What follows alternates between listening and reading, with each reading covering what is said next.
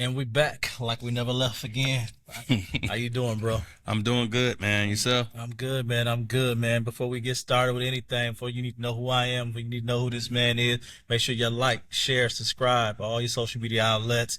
Just, make sure you hit it up. It's going to support us. It's going to support the channel. And it's also going to support Grindhouse Sports. Yes, sir. I'm Anthony James. I'm your host. Terrell Washington. Hey, I'm trying to. Hey, let's do this, man.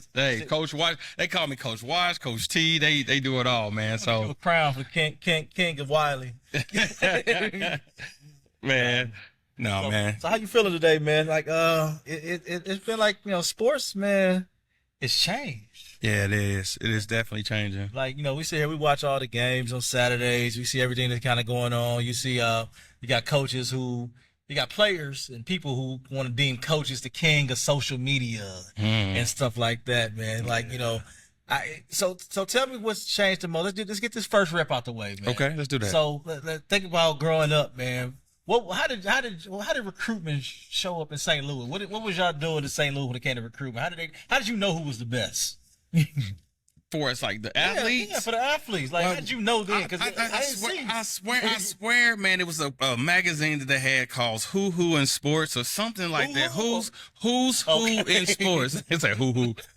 Who's Who in Sports. I think, they had a magazine like that, but the cool thing about it is that, back when we were playing, the recruiters used to just come to our school, right? They still come to school. But it's different though. It's like, okay, you gotta go to a camp and you gotta do this and you gotta do that. You gotta be on Twitter. It's a lot of different things that have changed. So would you say that was the coach stuff? Because like my head coach in high school, he played quarterback at the University of Michigan. Okay. So I'm guessing that it's typically that coach having research. Because I remember I was talking to my cousin who played. I went to Flint Northern High School. So when my cousin graduated, his quarterback was Mateen Cleaves. He had Robert Smith. I think he played with Robert. Yeah, played Robert. Texans. Mm-hmm. So when he was there. He was telling me about, man, I see Bobby Bowden come through here. Yeah. I see Nick Saban come through here. I think that, but you got to think, I think it's the resources that your coach may have. Again, my coach did play for Mizzou. My coach played for Mizzou. So like Wisconsin coaches come through. Mm-hmm. Shoot, man, I've seen every coach, be honest. We had Ohio State, we had Michigan, we had Nebraska, we had so I think back then though, the coaches to tell another coach, hey, we got some skills here. Mm-hmm. You just come out and just kind of just get to know them, and you check out the grades while you're here. You get to meet the kid while you're, because I used to get pulled out of class all the time. So I'm literally be in social study class and, recruiter come in and be like, hey, they call me down to the office and I go talk to the recruiter, So it's like, and most of the class, like 20, 30 minutes talking to the recruiter. So it was different from now. I'm not saying they're pulling out of class. It's different though, because our boys just went through that same thing where they, everybody show up at the school and they getting pulled out of class. And I think that's something that's probably gonna never change. Right, that right. That ain't gonna never. But the change. Recruiting process, back then, we didn't have a template, it's templates now, for kids to how to get recruited. We're thinking about getting recruited in 8th grade now, because now I got to figure out, all right, what classes my kids need to take to graduate early. Yeah, like our boys did. Our boys did. Yeah. Like I said, if we would have known what we needed to know, I think that it could have been a smoother process. Correct. I agree with that. I just think, what's going on, with recruitment now, the platform on Twitter, we didn't have platforms. So we had to sign up for little magazine ads and kind of get your name in the ad so that other players can get themselves in that, so it was all the top athletes get into this paper, even though we may not had no money to put ourselves in that paper, but it was still to a point where we were in the magazines, you know. So I think when, you know, you go to a football camp, like I think I went to my first football camp, I think it was University of Illinois, that I went to the first football camp, and I met Lou Tepper, right? And it was a 4-day camp. We stayed on the dorms and we kind of just went through that process. And I think a lot of kids are so quick to want to offer, right? They want, I want to offer, but they're not really about the relationships, right? It's about building. I mean, back when I played, it was all about building relationships with coaches and players. And it's like, in today's society now and social media, you know, it's like, it's no relationships built. But I'm about to speak from the standpoint of having a kid who's been in the transfer portal. Right. And who had to go to a different school where you built solid relationships. And you've seen some of those. Yeah, I did see some of those. Yeah, you've been in those places where those relationships were solid. Right. And I still think that they're solid men, solid people. But for real, when it was time, man, you realize that everybody ain't gonna always be solid, man. Like it's just like having a girlfriend, you know, in high school. Yeah, you're like, I love her today. Right. Get you fourth period. You see her hanging out with somebody else, right? Somewhere else, man. Yeah. So So as much as we want to say it's relationship, so this is where everybody was always talking about the business. Okay. And I think people get it confused because they think about NIL. Correct. And they think of money when they think about business. Right. They don't think about the relationship and networking part of the business. Right. Whereas if my coach leaves, oh yeah, again, that's what happened. We both dealt with the same thing, yeah, but different times. Yeah. Gotta go somewhere else that I got a previous relationship with somebody who believes in me. Yeah. And I think that that's the hard part of where we're going to talk about today. Our new school versus old school athletes. Okay. The social media versus Terrell's newspaper era. So you get an article. I want this spot right here, $5. One. The rest of it. Oh so, man. You know, so that's where we at right now. So tell me, do you feel like recruiting was easier for you than it is today? Yeah, I would definitely say that. What made it easier, man? You go to a camp, you ball out, you get your offer. You know, like what not made that it? Part, not that part. Okay, let's go back. Yeah, okay. Yeah. You go out there on the football field and you ball out, and that's what got and that's what got me my offers. Okay. So it was like it was not a question that this game wasn't going to be a good game by me. You know what I'm saying? Like I knew I was going to ball out. It was like, oh, I wasn't pressured. Okay, because Michigan State or Michigan was sitting in the stands. I just played, right? Yeah. I mean, I never thought about. I knew where I wanted to go to college, right? So I'm like, okay, every game that I have, I just gotta. This is my goal. So I set goals early. You know what I'm saying? So every morning I wake up, I see my goal, what I'm shooting for, right? Mm-hmm. Most kids don't do that. So when I played, it was like I knew I was going to college. I just didn't know exactly what college I was going to go to. I knew the one that I wanted to go to, but at the same time, only thing I did differently because I went out there and played. That got me the offers that I got, you know. And it's not like you're going to get if you got 5-6 offers, that's still good, though. Yeah. You know what I mean? Like, most kids think, oh, I need 35, 50 offers. But really, how many of those offers are committable, first off? And then you look at the bigger picture, like, what school really needs me? And I think that's where they miss it. And I think that for most schools, they have a template of the type of player that they want. Right. And they've been doing this for years. Correct. Because if you look at what Michigan is right now. And we seen it up close and personal with the national championship game. That team matched probably what you guys played in '99. Correct. Whereas I'm gonna punch you in the face. Right.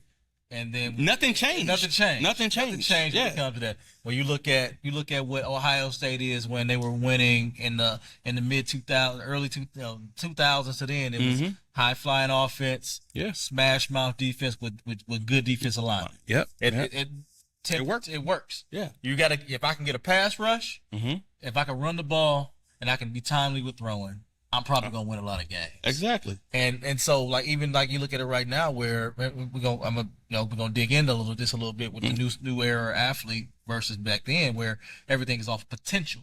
Yes, potential. It's not really like who's coming in and putting the work. So let's talk about your son. Okay. And like if we went based on production value, he'd probably been one of the top players in this city. Yeah, when he graduated. Correct. I'll agree. Yes. Just put it out there. Put it out there like that. Yes. But he was 5'9", 5'10". Yeah. So now we're looking at, well, has he tapped out? Or is he, at the end of the day, a dog is a dog. Yeah. You know, That's when you look at like, and that's when you start looking at football like, dang, like, okay, this kid did all this with all of these different teams. Like we're not just talking about the league that they played in at the end. We're talking about the league that the district that we played in prior to all of it. What was harder than the district that we played in his last 2 years, right? Yeah. You put that 5A district against that 6A district that they had with the Highland Park and Longview. Yeah. Yeah, that's what I'm talking about. Yeah, like, so when you're looking at that and you got coaches coming in and they're trying to tell you, okay, well, he's not this caliber of player. You're like, okay, what film are you watching? Yeah. Like, what film are you watching? Because when I look at the game and I look at other people's games, I know his film looks way better than a lot of other film. But, you got coaches that are, like you say, they got a template that they going off of. They got a certain build, a certain height, a certain speed, and they think that, I'm not saying they think, they know that they can develop that kid over time. It hasn't been wrong for them. For them, yeah. And for their program. And for their program. Yeah. And that's where, as a, and when we talk about the new school era athletes, when we're talking about sending things out via social media and going to camps and things like that, know what camps you're going to. Yeah. I think we were talking. That's important. We were talking to Coach Lamb before, yeah. And we were asking him about recruiting for himself, right? And what's things that you look for as with this new era of social media and things like that, where you have to send out your film to countless people who. That's the great thing about it. They got huddle. I can send my film to. I live in Texas. I can send it to Maine. Yeah, I can send it wherever. And they don't have to even come see me right. in order to get my film. Whereas before, everything was on VHS. And you had and I took sure y'all know what VHS I took a media class so I could learn how to break down my film. Exactly. We knowing it's on VHS, and like you got to put your highlights in squiggly and all that stuff. I had James Brown. James Brown was my highlight music. You played it on the radio like you used to do with your voicemail. I had to get the tape and I had to record the James Brown song on there, and then I posted it on my highlight, man. I sent that mug out. and you gotta have multiple tapes. Yeah, multiple tapes, because we had like 2 different systems, and we worked back and forth, man. Yeah, I took media broadcast. I forgot about that class, man. And you see, like I said, that's where we are right now, where I feel that this era of athlete, you're able to find more gems. Correct. Now compared to, I think, because I feel like a lot of those guys, I think in our previous episode we talked about the guys from the inner city and the guys from the outskirts and things like that, where they had the resources to send that information back then. Like I can go to a Longview and things like that, even though it's a city that's an urban city, but that's one school. Right. And they now they have a following.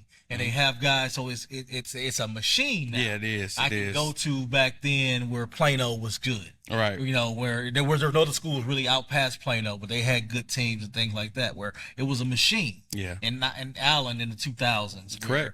Hey, guys are always going to come in. I don't even need to do it. I just need to send my kid to this school. Yeah. But now you sit here, I can go down and I can find a kid in Ferris, or places like that where Greenville.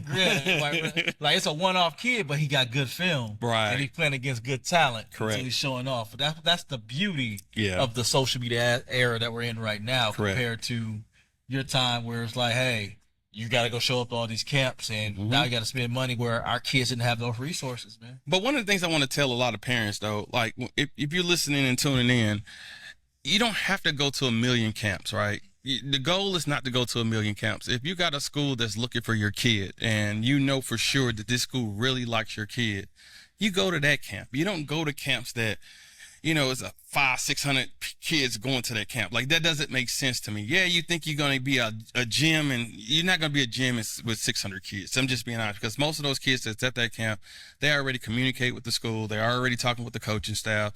The coaches already told them to come, and those kids that's being talked to are the ones that already is on their recruiting list. So the goal for you is just if it's only 5 schools or 3 schools, it doesn't matter. As long as you got an opportunity to get a scholarship at one of those schools, you just got to go to the camp, great attitude, great work ethic, and just learn. And majority of the time, if you go out there and you just have fun and you just be you, majority of the time, you may get an offer. I'm not saying it 100% of the time, but if you do everything you're supposed to do, you may not get an offer right then and there. You may get offered down the road when somebody that they're recruiting may not, may go to another school. So that opens up the door for you, because every coach has a board. You got to understand. And on that board, they may have 10 guys on that board, and if you're not in the top 5, you're gonna have to wait. You're gonna have to wait your turn. Like it's just normal. Like I mean, let's call it spade a spade. We went to Illinois this summer. Correct. And we during the transfer portal. Correct. We seen the board. We saw the board. Yeah, real talk. We know where we at, and we know we're waiting on to get that offer. Yeah. And knowing that this your alma mater, so they they're straight up with us about what needs. And that's what I loved about that, though. To get that offer. Yeah. And it's like you're waiting to see, hey, if this domino falls, then he's next up. Right. And so being able to hear it was probably different than what most kids will see. Right. I think like that. Right. Now I'm gonna ask you this question, because we're not just talking about football. You don't just train for football. Correct. We're training young women as well. Correct. So how has social media helped when it comes to the development of young women in training as well? For you. Yeah. For me, or for the you, I want to talk about for you first, and then we'll talk about for sports in general. For me in general, it helps, because most people think when they look at grindhouse sports, they think that it's football, right? So when you're looking at just football, we train football players, but we also train other athletes: volleyball, basketball, soccer, lacrosse. So it's like when you're looking at this big picture of recruitment, my girls that got scholarships last year, and my girls that are getting offers and looked at right now, what helps everything is footage, right? We talk about social media and being able to post videos of young ladies training, and then when a recruiter sees the girl that's working her tail off, oh, she a dog, right? So she busting her tail. So Coach Washington, appreciate that. I see the footage. I see that she's grinding. Okay, perfect. This works out perfect. Now build a relationship with coaches. Yeah. And that's easier for me. So, that helps my business, just being able to promote and market the young ladies and young men that are training, here at Grindhouse. So when you first started training, were there a lot of girls and young women training? No. So what was the switch? What got that part where you started noticing more women in training? I want to say this. Honestly, it was a young lady. I want to say probably like 2015, 2016. She played soccer, and she was on the verge of going to college. Got some offers, but my goal was to just take her over the top, right? So the training, the footwork, the movements, the things that I focus on got over the top. And then she ended up going to college with a free education playing soccer. So when I start to think about this big picture of training young ladies, it was like, okay, they work, they grind harder. They grind is a little bit different from my boys' grind, and I'm like, whoa, like they like this, and the consistency, I don't have to, like my boys, I have to say, hey man, make sure you're there next week, what I'm saying? Make sure you get your 2 days in. But with the girls, it's like, I don't have to tell them nothing. They here. They, hey coach, where you at right now? Hey, I'm in the other room. Hey, all right, let's go hit it. And that's how it's been for the past, I want to say 8 years now, since 2016. 8 years, 7, 8 years. So yeah, we've been grinding, man. These young women, they put in work, man. So what do you think the disconnect is with our boys when it comes to that work ethic, though? Think about it like this. You look at your team, right? Most kids look at their football team or their basketball team, and they're like, I'm the best athlete on my team. Yeah. But they totally forgetting about the bigger picture, right? The bigger picture is not you being better in Wiley. The bigger picture is you being better in the state, and then from state to state, right? That's the overall goal of training, right? You want to be the best. You don't want to just be the best in Dallas.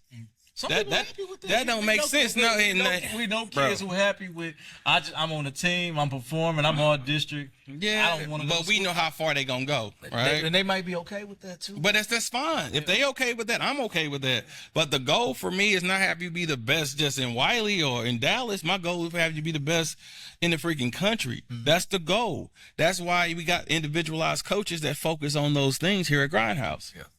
And that's what's important for the athlete. So the athlete has to understand, if I'm a good football player or basketball player here at my high school, that, okay, why is it that I'm not getting no offers? We were talking about offers, like why I'm not getting any offers. Well, you're not playing against nobody. Yeah. You need to get into a circuit. You need to show these coaches you playing against ballers. You can't show these coaches you playing against a random athlete.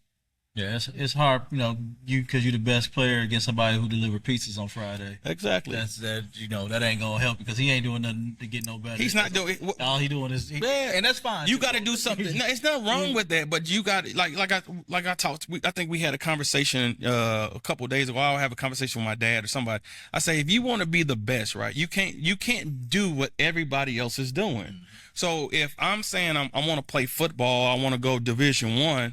And I'm going to football practice and I'm going to class, and that's all I'm doing, then how the heck are you gonna go D1 unless you you got this skill set that nobody else have, right? And that's not even right. No, most people don't have that. So you gotta get a trainer. Well, now this other guy got a trainer. Now this other guy got a skill trainer. Now this other guy got weight training. So now you're talking about you competing with athletes that has all their boxes checked, but they're missing something in there, right? Attitude or grades or something that is going to hold one of them back to a point where one shine and one don't shine. Yeah. And we see that all the time too. So I'm gonna leave it there, right there. But this next one might be kind of touchy. Okay. So this is our last rep. So I seen a Facebook post of an 11-year-old kid whose parent gets them up at 5 a.m. to go train before school. How early is too early for that type of training for that kid? You feel like that's too early, man. It's like this, man. If you want to be great, I'm not saying that you can't. I mean, I don't know the kid. I don't know if the kid is pushing the parent, right? Mm-hmm. That kid could be like, "Hey, Dad, I'm ready to go train," right? So if that kid is pushing the parent to train, it's different. Because my son came to me at 5 years old saying, like, literally, this is how the story went. I'm laying on the couch. I was working for Rittner School District. I get summers off. So I'm laying on the couch. I'm looking at the TV, watching ESPN. My son stood in front of me and said, "Dad, I'm ready to train." I said, "Okay, cool. I got you. I hear you." I said, go to your room. I'll get to it. The Sports Center zone. Yeah, Sports Center zone. I'm watching Sports Center. He's 5 years old. So he comes back in the room and he say, "Dad, I want to train." I said, "I hear you, son. I'll train you, but you just got to give me time." So he went back in the room. I guess he's like, okay, he ain't hearing what I'm saying. Mm-hmm. So he came back and stood in front of the TV and said, "Dad, I want to train right now." Mm-hmm. And I just looked around like, okay, you serious about this stuff, huh? You want to train? So as a parent, yes, I started training him right then. As soon as he said it, and my goal, my whole intentions was not a good intention. Like, I wanted to make sure he quit. Mm-hmm. I didn't want him to play football. I wanted to put it out there like, hey, I'm going to work this dude so hard to a point where he ain't going to want to do this no more. Because one of the things that I tell a lot of people when you plan a game, right, you put all of you in that game. You put all of your love into that game. I put all of my love into my game, and my stint was short. You know what I'm saying? So when I'm looking at a kid like my son, and I'm saying to him, "You're not ready for it right now. You're too young," right? He came to me and he said, "Hey, Dad, I want to do this right now. Show me." And you gotta. So this 11-year-old kid though. I don't know his story. Me personally, as a parent, because what I feel at 11, when you're still developing, correct, is the school aspect. Because as a parent, I'm pushing you. Mm-hmm. I'm pushing your body. Now I need to know the rest of the story. Is he pushing that kid's mind too? Are you pushing them the same way? And that's a great question. That's a great question because if they're not, they're cheating their kid. Exactly. Because now I need to make sure I teach my kid how to study. Correct. I need to teach him I need to make sure he knows how to read at the level that he should be reading. Yeah. I need to make sure that all that work that he's putting in, when he's still developing at 11. Yes. Attitude. Like, hey, let's correct this early. But you look at this big picture, right? Think about how we raised our young men, right? We talking about our kids are now 20 years old, and well, yours 19 now. Yeah, he's 19, about to be 20. Yeah.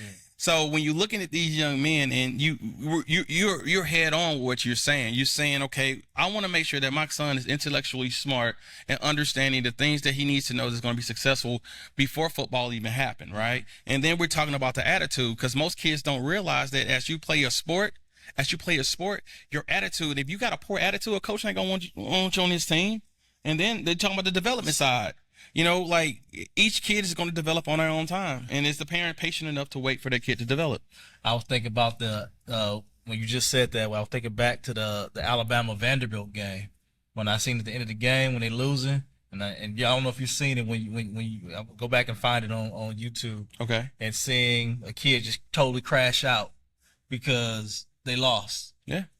But you wouldn't. What was you doing during that game? That's the attitude. That's the attitude. Yeah. So he went out here and he kicked the ball. Yeah. Like the whole delay game, flag thrown, stuff like that. So to me, that's like that ain't respecting the game. I call that character. Well, you ain't respecting your opponent Yeah. because they came out there, they whooped your butt. Yeah. And you mad at them for whooping your butt. Yeah.